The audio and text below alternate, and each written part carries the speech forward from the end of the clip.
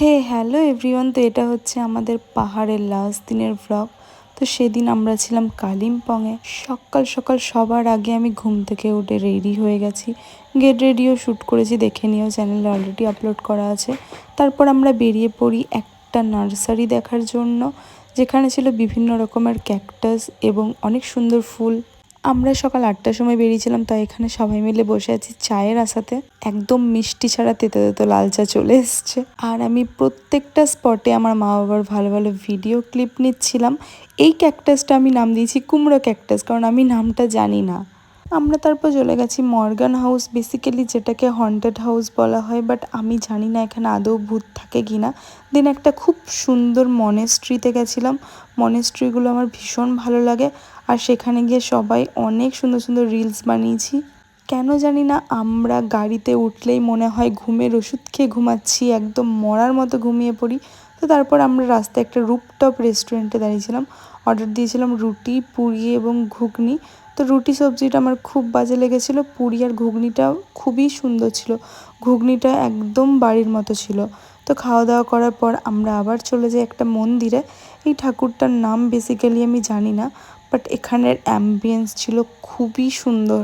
তো সিরিয়াসলি এখানের মন্দিরগুলোর অ্যাম্বিয়েন্স খুবই সুন্দর, এখানে তুমি সারা দিন বসে বসে কাটিয়ে দিতে পারবে। তার খুব কাছেই ছিল হনুমানজির মন্দির। হনুমানজির মন্দিরে অনেকটা টাইম কাটানোর পর আমরা সবাই এবার নিচে নামছি, কারণ মন্দিরটা অনেকটা ওপরে ছিল।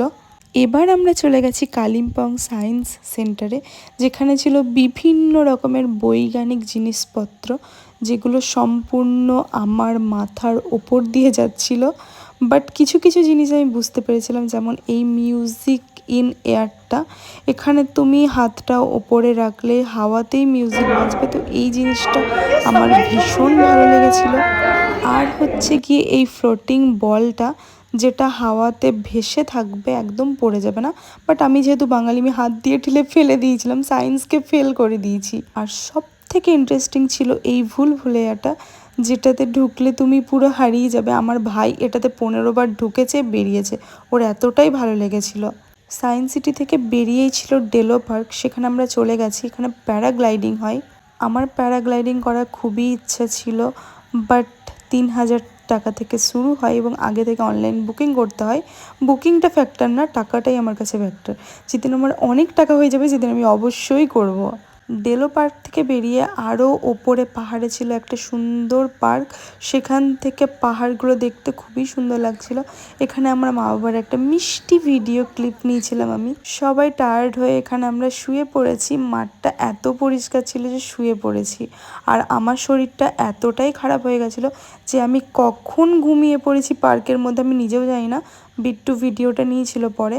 যাই হোক, বাইরে বেরোনোর সময় এই সুন্দর ফুলগুলো দেখতে পাই এবং ভিডিও নিয়ে নিই। এই ছোট ছোট পুচকেগুলোকে হয়তো কোনো ক্যারাটে গ্রুপ থেকে ভ্যাকেশনে নিয়ে আসা হয়েছে, তো আমার দেখতে খুবই কিউট লাগছিল, ভিডিও নিয়ে নিই। রুমে ফিরে ফ্রেশ হয়ে একটা লম্বা ঘুম দিয়ে রাতে চলে যাই ডিনার করতে। আজকে ভিডিওটা এই পর্যন্তই। ভালো লাগলো অবশ্যই লাইক, কমেন্ট, চ্যানেল সাবস্ক্রাইব। দেখা হবে খুব তাড়াতাড়ি নতুন ভিডিওর সঙ্গে। সবাই খুব ভালো থেকো, tata, bye bye, take care.